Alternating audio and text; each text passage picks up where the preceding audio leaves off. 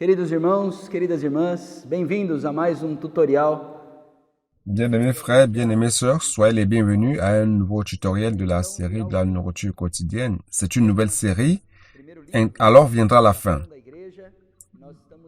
Le thème du premier livre, c'est l'édification de l'Église. Nous sommes en train de voir durant cette semaine, la deuxième semaine. Le titre, c'est la révélation de l'Église. Nous rendons grâce au Seigneur pour ses paroles. Nous continuons à étudier le livre de Matthieu. Dans la série antérieure, nous avons vu du chapitre 1 jusqu'au chapitre 15.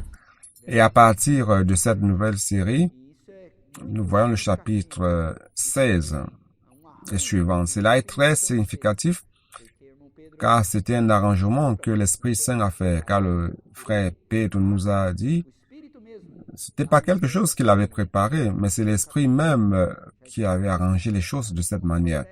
Parvenant au chapitre 15, c'était donc le temps de commencer une nouvelle série. Et justement, chapitre 16 de l'évangile de Matthieu, on a un grand virage. C'est ce que nous trouvons dans lundi de cette nourriture quotidienne, le résumé de ce qui a été dit dans les 15 premiers chapitres, qui nous présente un grand virage. Et ce grand virage, c'est la révélation de l'Église. Le Seigneur Jésus, durant les 15 premiers chapitres, a apporté le royaume de Dieu sur terre, le gouvernement de Dieu, prêchant l'Évangile, guérissant les personnes, guérissant toutes sortes d'infirmités, de maladies, car le monde s'est corrompu en suivant Satan, sous l'autorité de Satan, s'est corrompu. Mais le Seigneur Jésus, comme le roi du royaume des cieux, est venu remettre de l'ordre sur toutes choses dans le royaume de Dieu. Et par la prédication de l'Évangile, il a guéri plusieurs personnes. Il a amené ces personnes pour être édifiées dans l'Église. Au chapitre 16, donc, il nous montre l'Église comme la maison de Dieu qui sera édifiée. Toutes ces personnes qui ont été sauvées sont maintenant présentées comme matériaux pour l'édification de l'Église. Dans le chapitre 16, nous montre que chacun de nous est une pierre vivante de l'édification de la maison de Dieu, de l'Église. Ce virage de l'évangile de Matthieu, c'est ce que nous allons voir durant cette semaine et que nous devons toucher cela. Et cela doit faire partie de notre vie et de notre expérience. Nous devons avoir une vision adéquate, une vision correcte de ce que tout ce que nous faisons doit avoir comme objectif l'édification de l'Église. Le Seigneur Jésus avait ce but bien défini. Il avait ce but de ce que sa vie consistait à produire l'Église et édifier l'Église. Il est venu sur terre pour prêcher l'évangile du royaume. Il est mort à la croix, il est ressuscité et afin de donner la vie à l'homme pour produire l'Église et édifier son Église. C'est ce qu'il fait aujourd'hui. Alléluia. Donc, dans ce chapitre de Matthieu 16, nous avons la révélation de deux grands mystères. Le mystère de Dieu qui est Christ et le mystère de Christ qui est l'Église. Dans Matthieu 16, le Seigneur Jésus a amené les disciples à Césarée de Philippe, un lieu distant de Jérusalem, loin de l'ambiance religieuse, et il a demandé aux disciples, qu'est-ce que le peuple disait à propos de Jésus? Que pensait de Jésus le peuple? Et les disciples ont dit, on dit que tu es Jérémie, d'autres Jean-Baptiste, ou un des prophètes. C'est-à-dire que le peuple, les personnes en général, voyaient Jésus comme un prophète de plus. Ils avaient une connaissance superficielle de Jésus sans aucune révélation de Dieu. Mais lorsque le Seigneur Jésus s'est tourné vers les disciples, ok, c'est ce que le peuple dit. Mais vous, qu'en dites-vous? Il voulait savoir si ceux-là qui le suivaient avaient la révélation. Que dites-vous qui je suis? C'est alors que Pierre a dit, tu es le Christ, le Fils du Dieu vivant. Alléluia. Le Seigneur Jésus a été révélé à Pierre par le Père lui-même. Verset 17, Jésus, reprenant la parole, lui dit, « Tu es heureux, Simon, fils de Jonas, car ce ne sont pas la chair et le sang qui t'ont révélé cela, mais c'est mon Père qui est dans les cieux. » C'était une révélation que Pierre a reçue de Dieu lui-même. Car Christ, Jésus-Christ, le Fils du Dieu vivant, c'était le mystère de Dieu. Si quelqu'un veut connaître Dieu, il doit connaître Christ. Et ce Christ, comme Fils du Dieu vivant, ne peut être révélé que Dieu lui-même. Si nous voulons connaître Christ réellement, nous devons demander à Dieu de nous donner une révélation. Nous ne pouvons pas connaître Christ comme les personnes communes, d'une connaissance commune et doctrinale. Nous devons avoir la révélation. Lorsque Dieu a révélé à Pierre qui était Jésus, c'était une grande révélation. Il a dit que Jésus était le Christ. Christ signifie loin, c'est-à-dire celui qui a une commission, qui a une mission. Christ a une mission et cette mission était bien définie. C'était pour faire la volonté de Dieu, accomplir la volonté de Dieu. Et il a révélé plus tard. Ensuite, il a dit qu'il allait édifier lui-même son Église. Il avait donc cette mission. Christ a cette mission d'édifier son Église, produire l'Église, qui est la réalité du royaume des cieux. Il est le roi du royaume des cieux qui est venu pour établir le gouvernement de Dieu. Alléluia. Dieu veut établir son gouvernement sur terre et remettre tout sous l'autorité de Christ. Christ a une place très spéciale dans le plan de Dieu. Il est le Fils du Dieu vivant. Non seulement il a la commission, cette mission, cette charge, mais il est aussi le Fils du Dieu vivant. Il est quelqu'un qui apporte la vie divine à l'homme. Cela nous montre, frère, que ce que le Seigneur produit, ce que Dieu veut produire sur terre, ce n'est pas une organisation religieuse, mais un organisme vivant, quelque chose qui est produit par la vie divine. Il est le Fils du Dieu vivant. Le Seigneur Jésus est mort à la croix. Il est ressuscité. Il est devenu l'Esprit qui vivifie. 1 Corinthiens 15, 45 montre qu'il est le dernier Adam et qu'il est devenu l'Esprit qui vivifie pour donner la vie à chacun de nous, à tous ceux qui croient en lui. Lorsque nous prêchons l'Évangile, nous amenons les personnes à recevoir le Seigneur Jésus comme Fils du Dieu vivant. Et ces personnes deviennent ces pierres qui ont la vie, ces pierres vivantes. C'est ce que le Seigneur Jésus a dit à Pierre. Bien après, bienheureux Simon, fils de Jonas, ce ne sont pas la chair et le sang qui t'ont révélé cela, mais mon Père qui est aux cieux. Et moi, je t'ai dit que tu es Pierre. Dans la version originelle, c'est Petra, qui veut dire pierre, une petite pierre. Donc, pierre, une petite pierre. Et il dit, et sur cette pierre, le mot original, c'est Petra, qui veut dire roche. Donc, la révélation que Pierre était en train de recevoir, sur cette révélation, Christ, comme Fils du Dieu vivant, c'est ça le fondement sur lequel, et il dit, sur cette pierre, sur ce fondement, j'édifierai mon Église. Et les portes du Hadès, de l'enfer, ne prévaudront point contre elle. Alléluia. Tous ceux qui reçoivent le Seigneur Jésus, Fils du Dieu vivant, deviennent des petites pierres, des pierres vivantes pour l'édification de Dieu.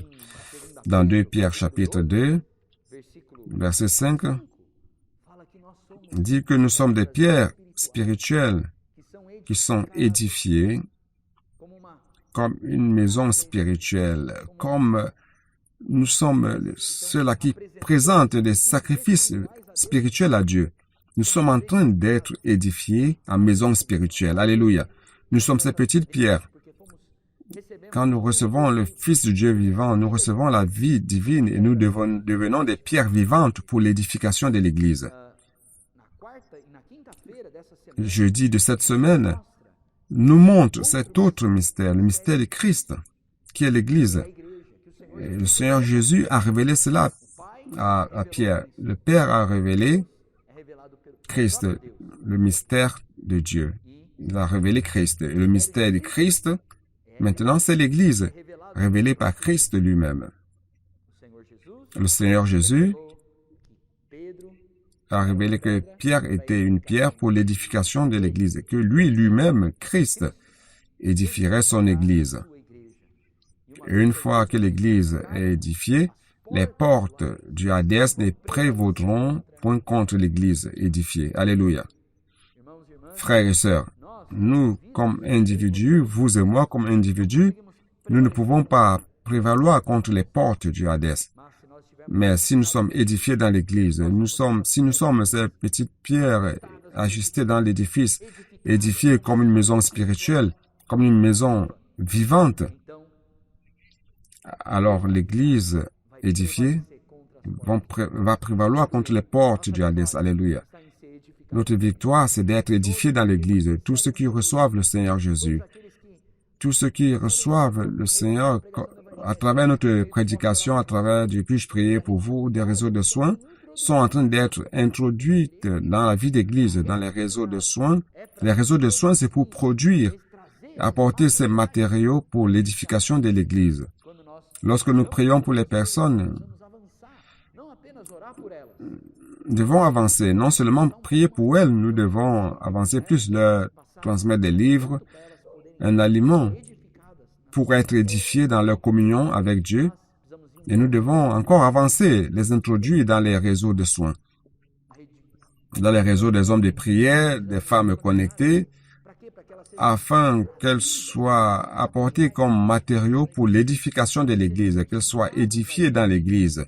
Si elles sont édifiées, cette Église édifiée va prévaloir contre les portes du Hadès. Alléluia.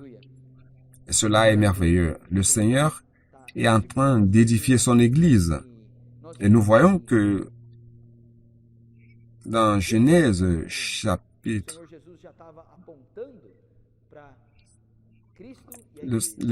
Genèse chapitre 2, si on voit les détails de la création que Dieu montrait l'Église de Christ. Donc on voit la création de Adam et d'Ève.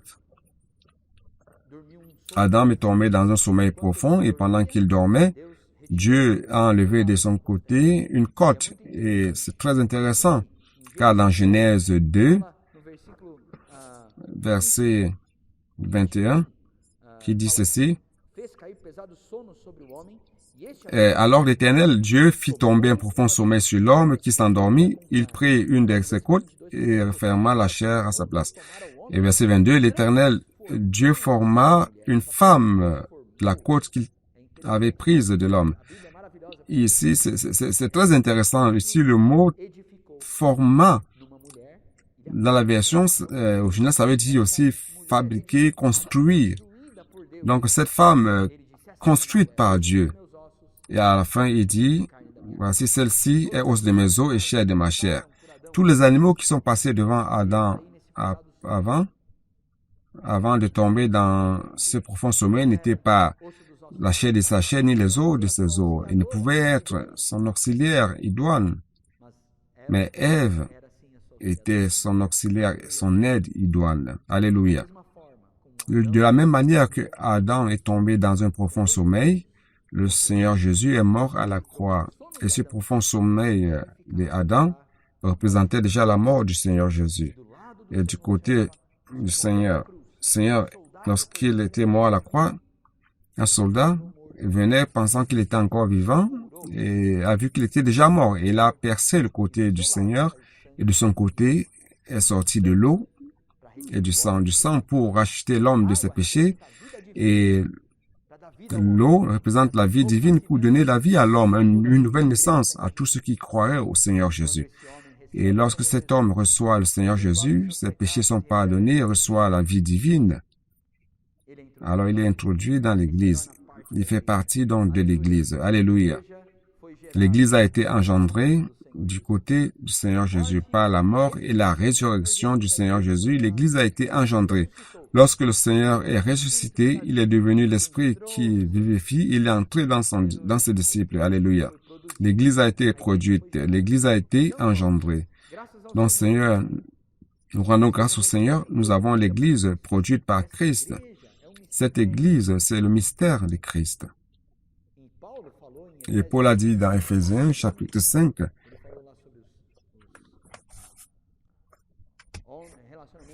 parlait de la relation de l'homme, la femme. L'homme doit aimer la femme et la femme soumise au mari. Et il dit que ça, c'est un grand mystère dans Éphésiens 5:31, que l'homme quittera son père et sa mère pour s'unir à sa femme. Mais il se référait à Christ et à l'Église. Ça, c'est le grand mystère. Ce grand mystère, c'est ce que Dieu est en train de faire aujourd'hui. Il est en train d'édifier son Église. Paul, au chapitre 3 d'Éphésiens, détaille cela. Donc, jeudi, nous avons ce détail d'Éphésiens chapitre 3 qui nous montre quelque chose de si précieux. Verset 4 dit, « En les lisant, vous pouvez vous représenter l'intelligence que j'ai du mystère de Christ, qui est l'Église. » Lisant les chapitres antérieurs qu'il avait écrits, qu'il puisse comprendre le discernement de Paul par rapport à l'Église, qui est le mystère de Christ. Et ce mystère de Christ, dans d'autres générations, il n'a pas été manifesté aux fils des hommes dans les autres générations, comme il a été révélé maintenant par l'Esprit aux saints apôtres et prophètes de Christ. Ce mystère, c'est que les païens sont co-héritiers, forment un même corps et participent à la même promesse en Jésus-Christ par l'Évangile. Alléluia. Par l'Évangile, tous les hommes ont reçu la promesse. Tous les hommes, à travers l'Évangile, peuvent maintenant recevoir la promesse de Dieu, la promesse de l'Esprit, la promesse de vivre la réalité du royaume des cieux. Bien-aimés frères, bien-aimés sœurs, l'Évangile a fait cela avec nous. Nous ne faisions pas partie de la promesse. Dieu avait promis aux Juifs dans l'Ancien Testament, mais par l'Évangile, nous sommes devenus des co-héritiers de la promesse en Christ Jésus. Alléluia. Et Paul au verset 7 dit qu'il a été constitué ministre selon le don de la grâce de Dieu qui lui a été accordé par l'efficacité de sa puissance. Alléluia. Ici montre que comment la puissance de Dieu peut réaliser le travail, peut accomplir quelque chose. Il faut qu'il y ait de la force, la puissance pour accomplir l'œuvre de Dieu. Un exemple dans la nourriture quotidienne de cette semaine, c'est l'usine de Taïfo. Il y a une grande puissance accumulée dans ce barrage, une grande quantité d'eau, d'une grande puissance. Mais toute cette puissance est emmagasinée, stockée, et ne peut pas être utilisée. On ne peut pas l'utiliser dans une œuvre. Mais à travers l'usine qui a été construite, ce canal amène l'eau pour actionner le générateur d'énergie et en ce moment-là, l'énergie est produite et est transportée par des lignes de transmission jusqu'à dans nos maisons. Dans nos maisons, vous avez des prises. Et donc, toute cette puissance-là, aujourd'hui, a de la force pour accomplir un travail. Donc, si vous connectez un appareil électroménager, vous pouvez l'utiliser. Ça peut être opéré et accomplir un travail. Donc, frère, la puissance de Dieu doit avoir la force pour accomplir l'œuvre de Dieu. Et ce qui permet à cette puissance d'accomplir, d'avoir la force pour réaliser, pour fonctionner, il dit ici, il dit selon la puissance, il a été constitué ministre. Il dit à moi, verset 8, à moi qui suis le moindre de tous les saints, cette grâce a été accordée d'annoncer aux païens les richesses incompréhensibles du Christ. Alléluia. Lorsque Paul prêchait l'évangile des richesses incompréhensibles de Christ, ces richesses incompréhensibles de Christ accomplissaient l'œuvre de Dieu. Ces richesses incompréhensibles de Christ produisaient l'œuvre de Dieu. Dieu avait une grande puissance, mais si Paul ne prêchait pas l'évangile des richesses incompréhensibles de Christ, cette puissance serait latente. Alléluia. Jésus-Christ est entré en nous et nous a constitués ministres des richesses incompréhensibles de Christ. Aujourd'hui, nous devons prêcher l'évangile. Lorsque nous prêchons l'évangile, La puissance de Dieu accomplit quelque chose dans le cœur des personnes. Ça réalise l'œuvre de Dieu dans la vie des personnes. Alléluia. Que le Seigneur puisse rendre chacun de nous transformant en canal ou en des canaux afin que la puissance de Dieu puisse avoir la force de réalisation. Alléluia. Nous sommes de ceux qui peuvent donner la voix à Dieu et être utiles, et rendre chaque personne utile. Frères, recevons chaque fois plus et apprécions les richesses incompréhensibles de Christ. La parole prophétique nous a apporté ces richesses incompréhensibles de Christ et Dieu opère à travers nous. Et c'est cette parole que nous transmettons aux personnes et accomplit l'œuvre de Dieu, accomplit le travail de Dieu dans le cœur des personnes, les transformant en matériaux pour l'édification de l'Église. Alléluia. Au verset 9, Paul continue. Et de mettre en lumière quelle est la dispensation du mystère caché de tout temps en Dieu qui a créé toutes choses, afin que par les dominations et les autorités dans les lieux célestes connaissent aujourd'hui par l'Église la sagesse infiniment variée de Dieu. Alléluia. Lorsque les richesses incompréhensibles de Christ sont prêchées, alors l'Église produit quelque chose. Les personnes se convertissent, se retournent vers le Seigneur, sont sous l'autorité de Christ, connectées à Dieu et sont introduites dans la vie d'Église. Pourquoi? Afin d'être édifiées. Alléluia. L'Église, maintenant, commence à montrer aux principautés, aux dominations, les sagesse infiniment variée de Dieu, et ces autorités et dominations tremblent car les portes du Hadès ne vont pas prévaloir contre l'Église. Contre les individus, ils peuvent prévaloir, mais contre l'Église édifiée, non. Et le royaume des cieux prend possession de la terre. Alléluia, c'est merveilleux. Verset 11, selon le dessein éternel qu'il a mis à exécution par Jésus-Christ, notre Seigneur. Ici, le dessein éternel, c'est Dieu a une volonté. Le chapitre 1 d'Éphésiens, il a dit que ce mystère de sa volonté, c'était ce qui était son bon plaisir, qui plaisait à Dieu.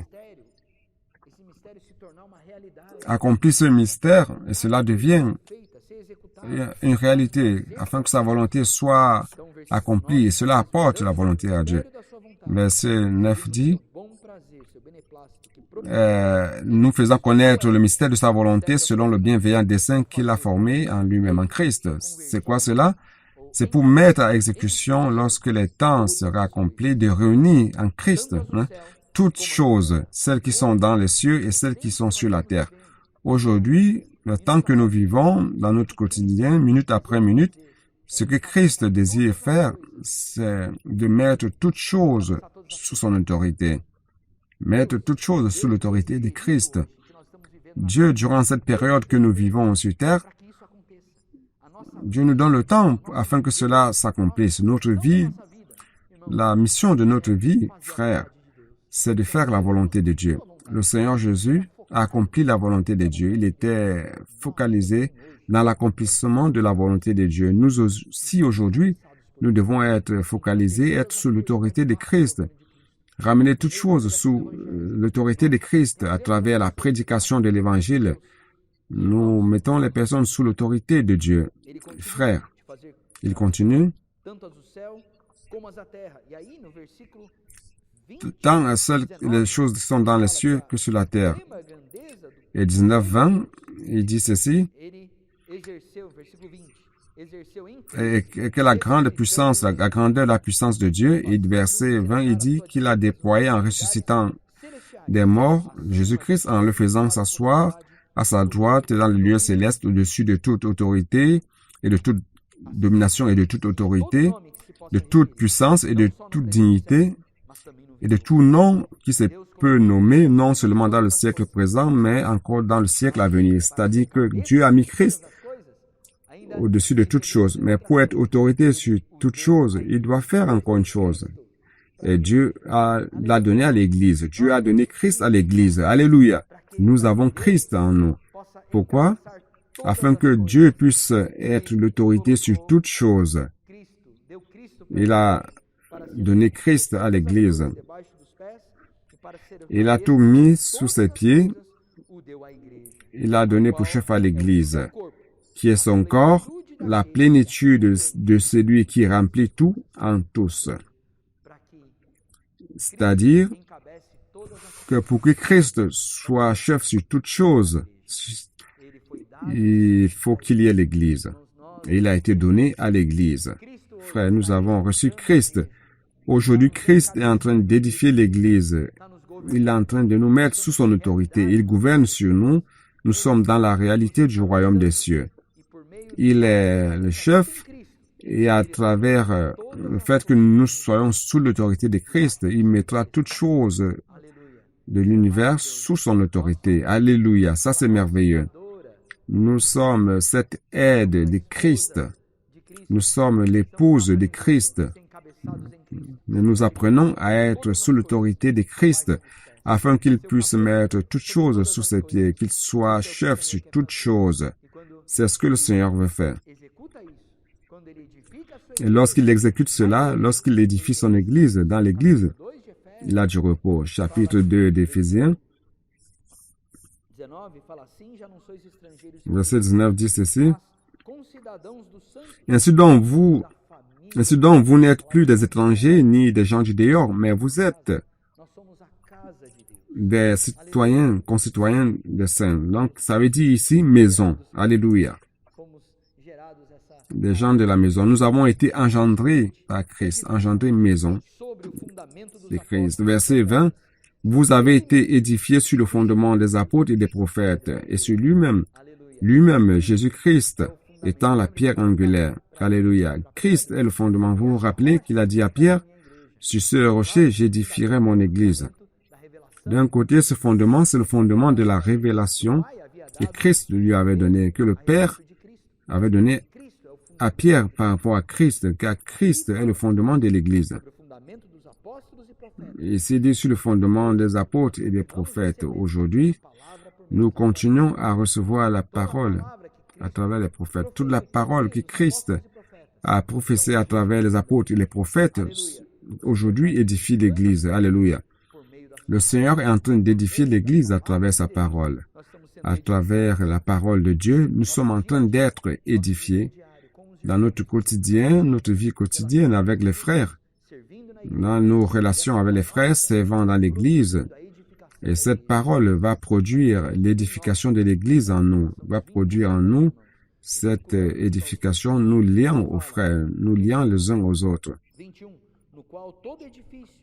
Au verset 21, il dit, « En lui, tout l'édifice bien coordonné s'élève pour être un temple saint dans le Seigneur. » Nous sommes ce matériau apporté pour l'édification comme maison de Dieu. Comme matériaux, nous devons être bien alliés et non des matériaux pêle-mêle séparés, mais nous devons être bien ajustés, bien édifiés. Frères, cela se passe dans nos relations. Dans nos relations avec les frères, dans les services de l'Église, les divers services de l'Église, les réceptions, le service des jeunes, des adolescents, le service dans les réseaux de soins, nous servons ensemble avec les autres frères dans les réseaux de soins. Qu'est-ce que cela fait? Cela fait en sorte que nous soyons édifiés les uns aux autres. Et dans notre relation les uns avec les frères, nous serons ajustés. Il y a beaucoup de situations que nous affrontons et nous apprenons à prendre la croix, à suivre le Seigneur. Nous apprenons à vivre avec les frères. Et en cela, la parole de Dieu aura un effet en nous, dans notre vie. La réalité de cette parole sera manifestée en nous et nous serons transformés, édifiés ensemble avec les frères. Alléluia. Cela est très précieux. Ouais, c'est pour cela que lorsque nous avons cette édification de l'Église, nous nous reposons et Dieu se repose. Dieu a le repos dans sa maison, tout comme nous nous reposons dans notre maison. Nous pouvons voyager, rester dans les hôtels, même bien qu'ils soient confortables, mais plus que notre maison.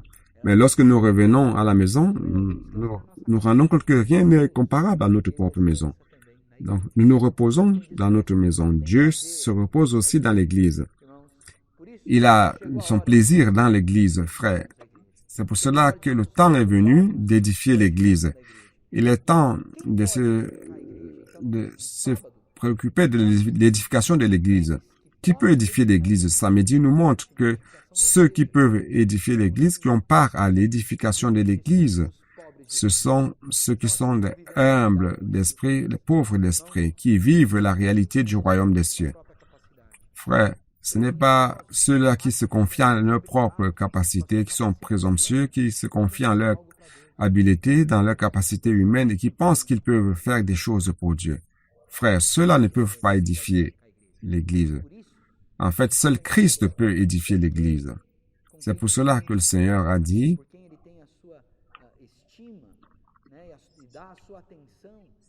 donc celui à qui il porte son attention, c'est ceux qui sont contrits, qui ont le cœur contrit et humble d'esprit, ceux qui dédient leur amour révérend à sa parole. Frères, vidons-nous, repentons-nous de toute la confiance en notre propre capacité. C'est pas notre capacité propre qui va édifier l'Église. Nous n'aurons pas à l'édification de l'Église. Nous ne pourrons être édifiés avec les frères que si nous avons un esprit humble, si nous sommes pauvres en esprit. Donc, ce verset d'Ésaïe, chapitre 66, 1 et 2, dans la version King James actualisée, montre de manière si douce que le Seigneur accorde son attention à ceux qui sont humbles et contrits, et un cœur brisé, un esprit humble. Maintenons-nous humbles, peu importe si nous avons du succès dans notre service au Seigneur, maintenons-nous dans un esprit humble, un esprit contrit, de repentance, car c'est seulement lorsque nous serons dans cette condition que nous aurons part à l'édification de l'Église. Que le Seigneur puisse gagner chacun de nous, que nous soyons des personnes utiles dans l'édification de l'Église. Et lorsque nous prêchons l'Évangile, c'est ce que nous rencontrons dans les rues, des personnes qui sont dans la repentance et contrits, qui ont le cœur contrit. Les gens veulent transformer l'Église en grande organisation. Avec cela, on ne peut pas édifier l'Église, car l'édification de l'Église est faite par Christ. Et ce n'est qu'à travers quelqu'un qui vit par la dépendance totale à Christ et qui permet que Christ accomplisse son œuvre à travers sa parole en lui. Et cette personne-là aura part à l'édification de l'Église. Oh Seigneur Jésus. Et dimanche, c'est un appel, une exhortation du Seigneur à notre égard. C'est que sa maison soit en premier lieu dans notre cœur. Voilà le verset d'Agé. Le Seigneur dit que nous devons considérer notre passé. Nous voyons que nous faisions beaucoup, mais peu de résultats. Et il est temps donc de se repentir et ne pas accorder autant d'attention à nos propres choses, à notre propre maison, mais plutôt à la maison de Dieu. Le Seigneur a dit dans Agé, chapitre 1, verset 9, « Vous comptiez sur beaucoup, et voici, vous avez eu peu. Vous l'avez rentré chez vous, mais j'ai soufflé dessus. Pourquoi, dit l'Éternel des armées, à cause de ma maison qui est détruite, tandis que vous vous empressez chacun pour sa maison. » Frère, notre motivation doit être par rapport à la maison de Dieu, l'édification de Dieu. Cela ne veut pas dire que nous ne devons pas prendre soin de notre famille, de ne pas travailler, de ne pas prendre soin de notre maison. Mais en premier lieu, doit se trouver l'édification de l'Église. Notre cœur, dans notre cœur, en premier lieu, doit être la maison de Dieu. Nous devons avoir dans le cœur ce que Dieu a dans son cœur. Que nous puissions avoir dans notre cœur un cœur comme celui du roi David qui dit « Je ne veux pas reposer mes os tant que Dieu n'a pas sa maison. » Il ne s'agit pas d'une maison physique. Dieu ne va pas habiter dans une maison physique. Dieu n'habite pas dans les maisons faites de main d'homme, mais il habite dans l'Église. Frères, que nous tous, que nous puissions avoir un cœur ferme et fort pour l'édification de l'Église. Que Dieu vous bénisse, qu'il bénisse votre famille et vivons pour l'édification de l'Église. Jésus est le Seigneur.